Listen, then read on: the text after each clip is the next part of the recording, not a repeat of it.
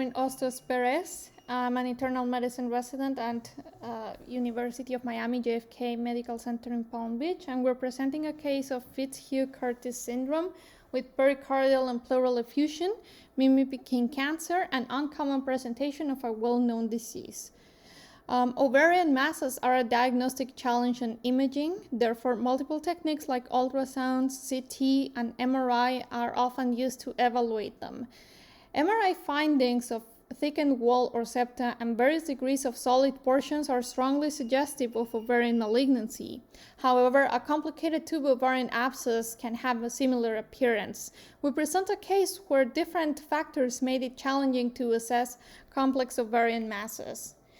We have a 50-year-old female who presented to the ER with a 2-month onset of worsening abdominal pain, malaise, fatigue, intermittent fever, night sweats, and weight loss of up to 40 pounds in this timeline.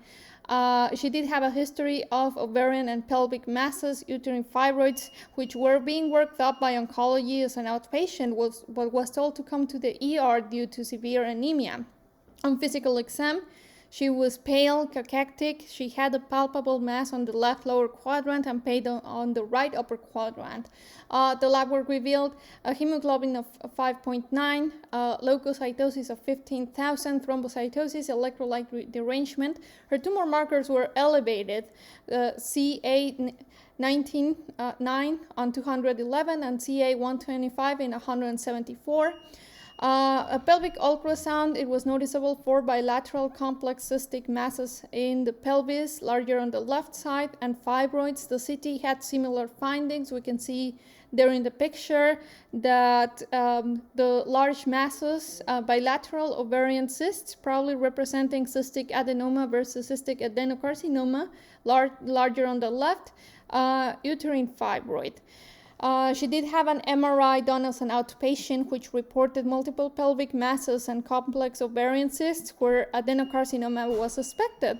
However, a second review by the in-house radiologist deemed that the masses looked more like an abscess.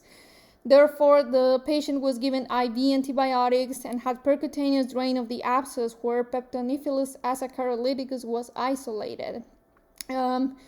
Gynecology oncology was consulted, and they performed a robotic laparoscopy, which was significant for pelvic inflammatory disease, bilateral tube ovarian abscesses, and a large fibroid uterus, including cul-de-sac fibroid requiring hysterectomy, bilateral oophorectomy, and extensive lysis of adhesions, including perihepatic adhesions, which is consistent, or the classical finding of Fitz-Hugh-Curtis syndrome.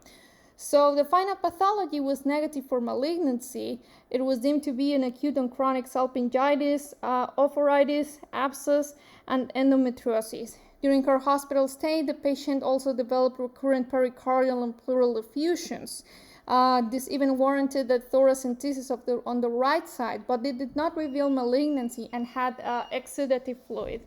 So our case presented with high suspicion for malignancy, given her age, she is postmenopausal, the time of onset, 2 months of night sweat, fevers, weight loss, anemia, elevated tumor markers, plus the fact that she was already seeing an oncologist as an outpatient and working this up, pretty much thinking that there was a high chance of having cancer.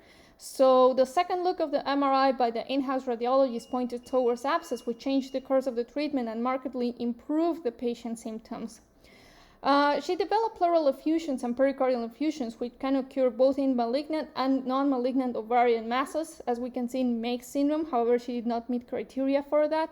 Pelvic inflammatory disease with perihepatitis, Fitz-Hugh-Curtis syndrome, is a relatively uncommon condition and complication of PID, and when it does happen, is more in younger and sexually active women. The elevated tumor markers can present in benign conditions, as we can see in this case, so it is very important to assess all possible causes of ovarian masses in postmenopausal patients, including infection, in a timely manner. Thank you very much.